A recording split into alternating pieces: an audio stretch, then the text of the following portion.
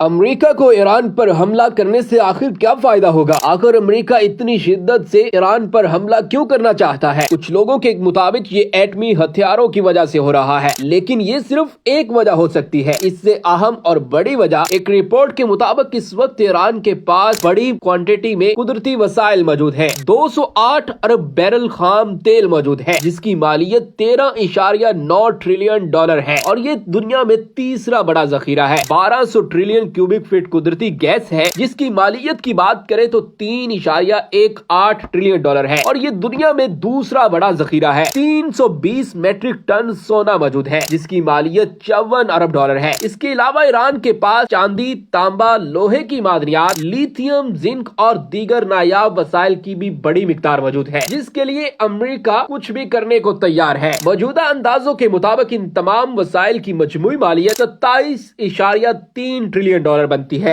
یہ رقم چین اور جرمنی کی مجموعی قومی پیداوار سے بھی زیادہ ہے، اور امریکہ کی جی ڈی پی کا تقریباً 80% بنتا ہے۔ اگر امریکہ کسی طرح ان وسائل پر کنٹرول حاصل کر لے تو اسے متعدد قدرتی وسائل پر مکمل اختیار حاصل ہو جائے گا، اور پھر امریکہ اس سے بڑھ کر دنیا کا ڈان بن سکے گا۔ یہ مقصد حاصل کرنے کے لیے ایران کی حکومت کی تبدیلی اہم ہے۔ ایسی حکومت کی ضرورت ہے جو عالمی طاقت کے اشاروں پر چلے، اور اس خطے میں فقط ایران ہے جس سے اسرائیل کو براہ راست خطرہ ہے۔ باقی ممالک کو ٹھکانے لگایا جا چکا ہے۔ یعنی کہ جو وجہیں آپ کو بتائی جا رہی ہیں، اس سے بڑھ کر بھی کچھ وجوہات امریکہ کے لیے اہم ہیں۔